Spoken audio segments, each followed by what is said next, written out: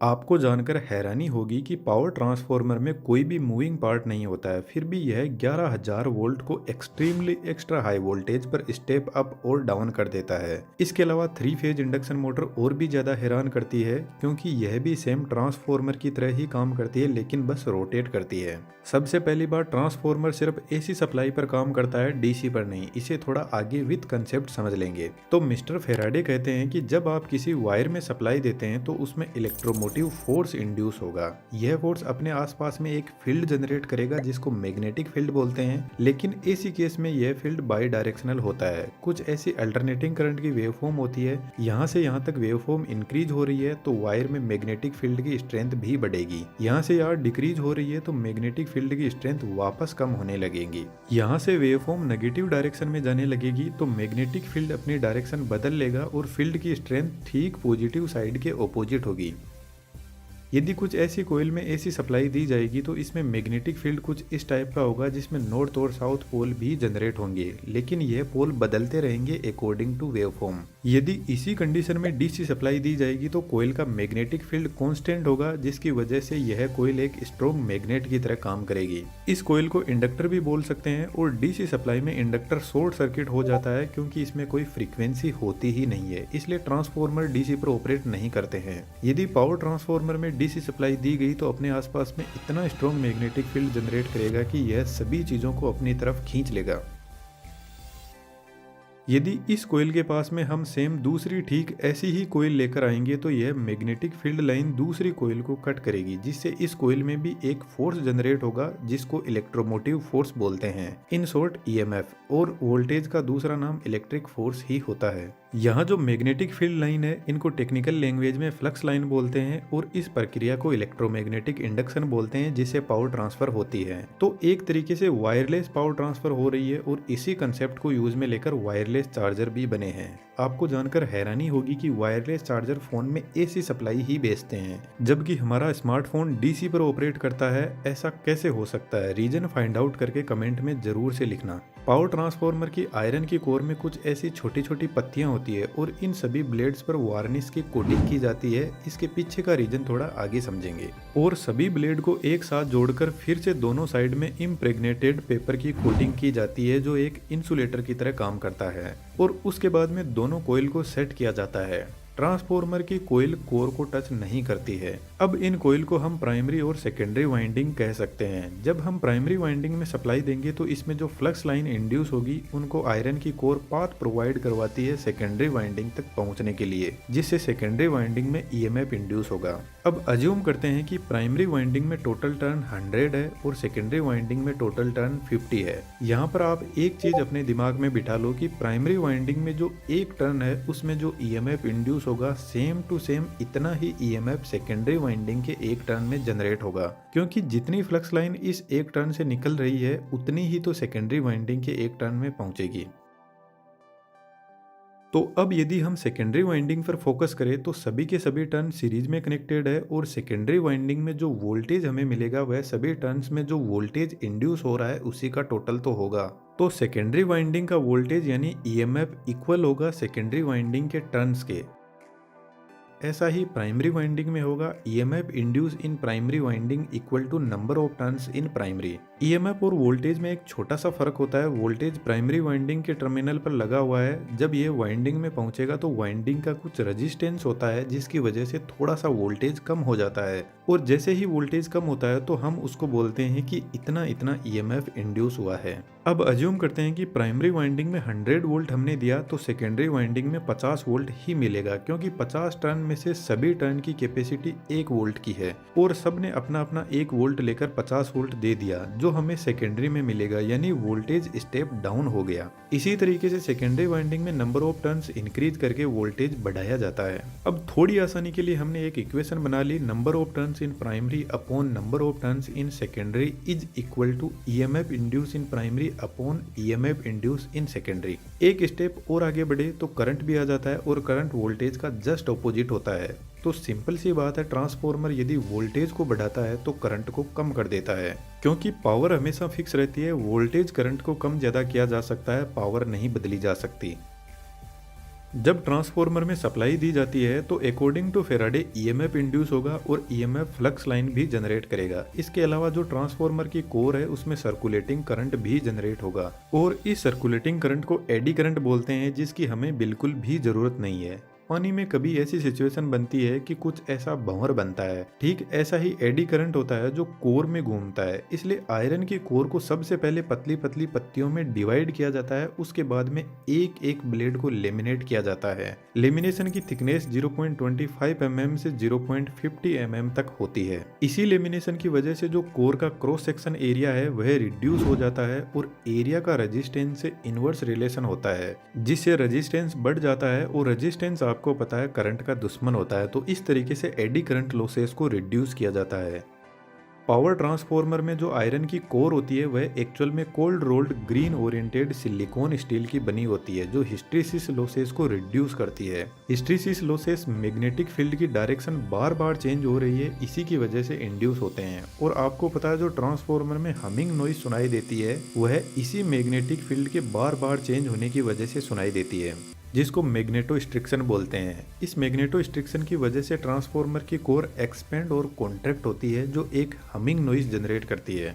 इसके अलावा भी ट्रांसफॉर्मर में बहुत सारे लॉसेस होते हैं, लेकिन मेन यही है।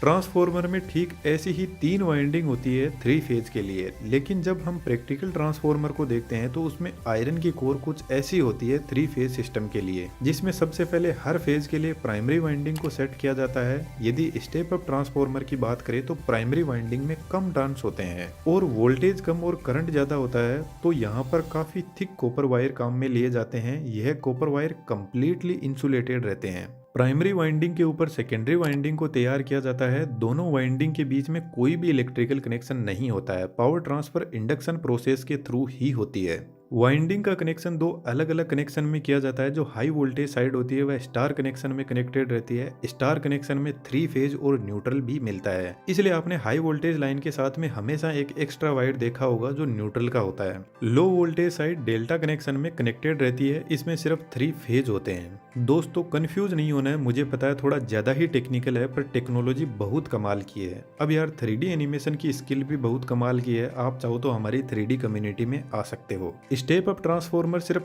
एक ही जगह यूज होता है, पावर प्लांट में, जहां इलेक्ट्रिसिटी जनरेट होती है। वहीं से वोल्टेज को बढ़ा दिया जाता है। उसके बाद में जितने भी ट्रांसफॉर्मर होते हैं वह सभी के सभी स्टेप डाउन होते हैं। और स्टेप डाउन ट्रांसफॉर्मर में हाई वोल्टेज साइड डेल्टा में और लो वोल्टेज साइड स्टार में कनेक्टेड रहती है।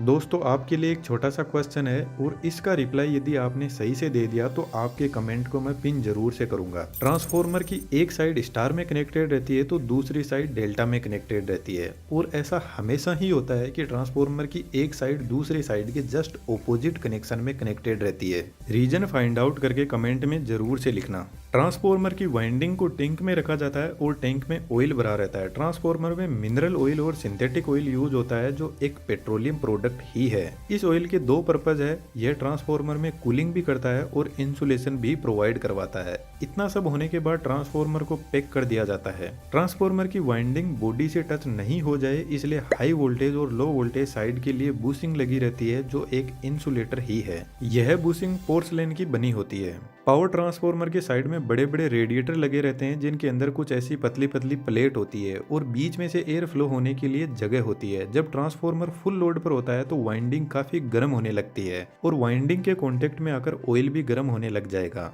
और ऑयल गर्म होकर ऊपर उठने लगेगा और रेडिएटर से होकर फ्लो होने लगेगा। रेडिएटर बेसिकली जो ऑयल का सरफेस एरिया है उसको इंक्रीज कर देता है और जब ऑयल गर्म रेडिएटर से फ्लो होगा तो नेचुरल एयर इस गर्मी को लेकर आगे निकल जाएगी। पावर ट्रांसफॉर्मर में कूलिंग के लिए रेडिएटर पर बड़े बड़े फैन भी लगे रहते हैं, जो ऑटोमेटिकली ऑपरेट करने लग जाते हैं जब ट्रांसफॉर्मर ज्यादा गर्म होता है। तो जब ट्रांसफॉर्मर अपने रेटेड टेम्परेचर से 10 डिग्री सेंटीग्रेड भी ऊपर चला जाता है तो इंसुलेशन की लाइफ हाफ हो जाती है।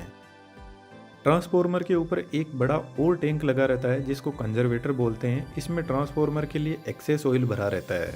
यह टैंक ऑयल से आधा ही भरा रहता है, क्योंकि जब ट्रांसफॉर्मर फुल लोड पर होता है तो ऑयल गर्म होकर एक्सपेंड करने लगेगा। तो ऐसी कंडीशन में ट्रांसफॉर्मर कहीं फट ना जाए इसलिए ऑयल एक्सपेंड होकर कंजर्वेटर में चला जाता है। कंजर्वेटर से एक डिवाइस और कनेक्टेड रहती है जिसको ब्रीदर बोलते हैं। तो ऑयल एक्सपेंशन की वजह से गैस बाहर निकलेगी, उसको ब्रीदर से एनवायरनमेंट में छोड़ दिया जाता है। लेकिन ब्रीदर का काम कुछ और ही होता है। जब ट्रांसफार्मर का तेल ठंडा होगा तो वापस कॉन्ट्रैक्ट होने लगेगा और ट्रांसफार्मर बाहर से हवा को अंदर खींचेगा। इस कंडीशन में एनवायरनमेंट के अंदर एयर में बहुत ज्यादा मॉइस्चर कंटेंट होता है और यह मॉइस्चर ट्रांसफार्मर के ऑयल में चली गई तो वाइंडिंग डैमेज हो जाएगी। इसलिए ब्रीदर में सिलिका जेल भरा रहता है जो मॉइस्चर कंटेंट को एब्जॉर्ब कर लेता है।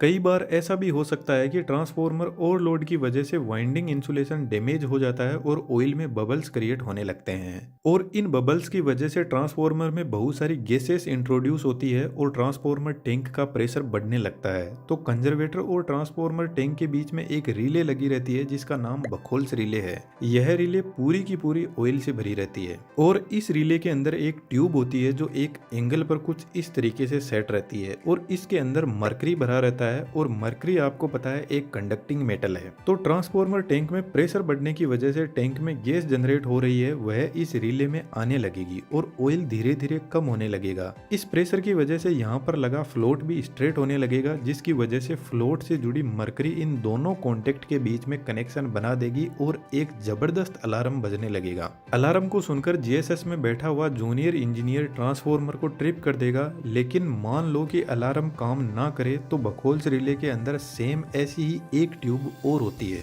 तो जब सीवियर फॉल्ट होता है तो गैसियस प्रेशर बढ़ने की वजह से ऑयल और नीचे आने लगेगा और यह स्विच भी एक्टिवेट हो जाएगा ठीक ऊपर वाले जैसे ही। इस स्विच का काम है ट्रांसफार्मर के पास लगे सर्किट ब्रेकर को सिग्नल भेजना जिससे सर्किट ब्रेकर ही ट्रांसफार्मर को ट्रिप कर देगा। एक वर्स्ट सिचुएशन और लेकर चलते हैं, मानकर चलते हैं कि सर्किट ब्रेकर भी ऑपरेट नहीं हुआ और टैंक के अंदर जबरदस्त ऑयल का प्रेशर क्रिएट हो गया। यदि यह टैंक फट गया तो ऑयल काफी गर्म है और काफी दूर में फैल जाएगा जिसकी वजह से फायर को बुझाना बहुत मुश्किल हो जाता है क्योंकि यह ऑयल एक पेट्रोलियम प्रोडक्ट ही है और एक 400 केवीए ट्रांसफार्मर में 450 लीटर ऑयल भरा रहता है। तो टैंक के ऊपर एक एक्सप्लोजिव वेंट लगा रहता है जिससे ऑयल जिस तरीके से हमारे घर में कुकर ऑपरेट होता है ठीक उसी तरीके से यह ऑपरेट होगा और हाई प्रेशर को बाहर रिलीज कर देगा। लेकिन जो पावर ट्रांसफार्मर होता है उसमें एक एक्स्ट्रा फीचर और होता है, ट्रांसफार्मर के पास में ही जमीन के अंदर टैंक बनाए जाते हैं। तो ऐसी कंडीशन में ऑयल ट्रांसफार्मर टैंक से इन्हीं टैंक के अंदर चला जाएगा और ट्रांसफार्मर ट्रिप हो जाएगा।